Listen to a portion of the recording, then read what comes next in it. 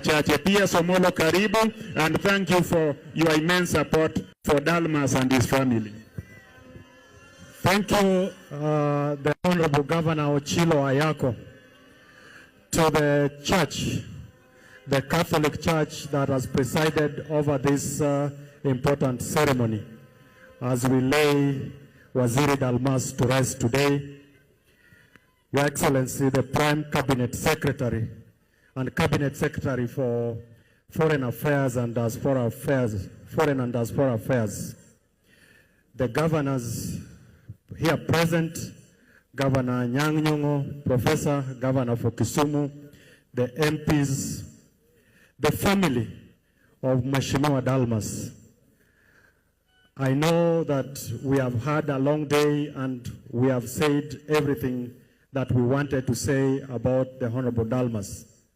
But I'm sure there is much more that you would have loved to say, but because of time, let me pass my sincere condolences on my own behalf and also on behalf of my colleagues who serve in the executive.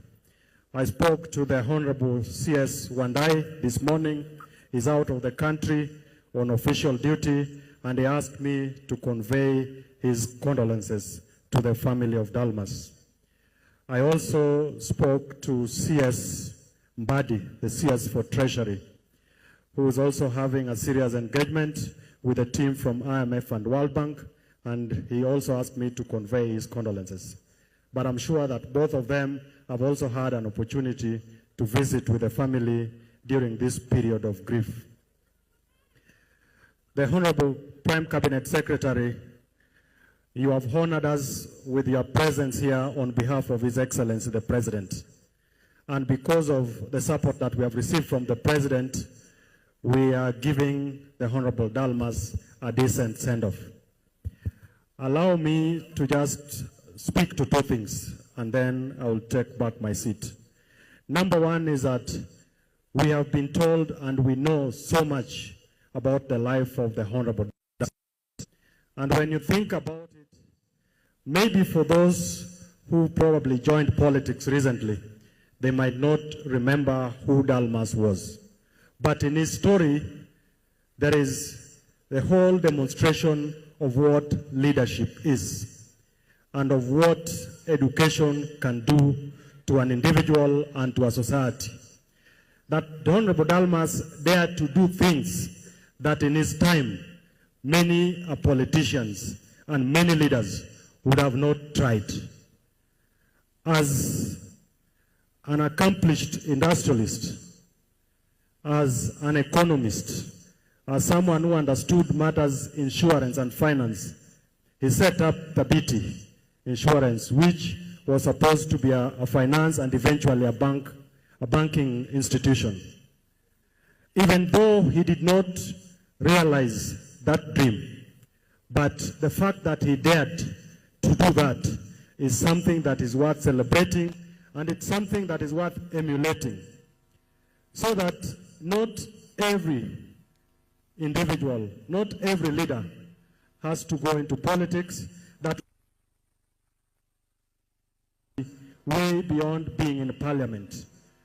We must allow our entrepreneurs, our medics, our teachers to pursue their dream. And that is what His Excellency the President is doing in his administration. That for the first time in the history of this country, we have a leader who is thinking about the country holistically. He's not just addressing the challenges that we have in education. He's not just addressing the challenges on healthcare. He's not just addressing the challenges on food security through agriculture and many, many other groundbreaking interventions. And because of that, every part of this country feels that they have a government that serves them. That from Turkana to Lamu to Migori to Homa Bay to Kisii to Nyeri, there is something that the administration of President Ruto is doing. And because of that, when we have conversations, the last 1 or so years we've had issues in this country that have been raised, particularly by our young people. And what the president is saying is that for far too long, we have been used to average. And what our young people are asking is we must do beyond the average. And that is what President Ruto is doing. And when I see the young people here, you have the comfort and the confidence that you have a leader in the name of President Ruto who is thinking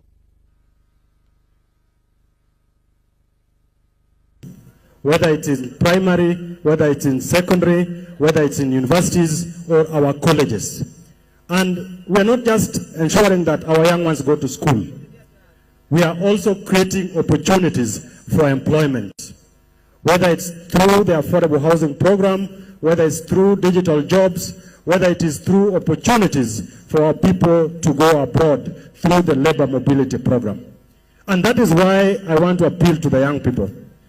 Any leader who is trying to take advantage of what is perceived as your challenges for scoring cheap points, we must be able to tell them no. Adwani jo thuro winja maber. Kik ja siasa moro bi thurwa ka. To dwaketo wage siasa moko manono mag kiko it. Koko. Waiko wuoi ma ose kelo lokruok ke thurwa ka kende but e Kenya mzima. So ini ni wuod nga midwa biro kelo koko. Professor Nyong'o bedo ka, Senator Oburu bedo ka, Governor Ochilo bedo ka, family mar Dalmas ni ka. In siasa mana mego ma Nyong'o geni poko goyo. En siasa mana mego ma Raila Odinga poko goyo. So we must call out any form of leadership that is divisive, that is going to take advantage of our youth. Katieko, any thurwaka wasebedo gi dongruok maber. Kendo wayudo jatelo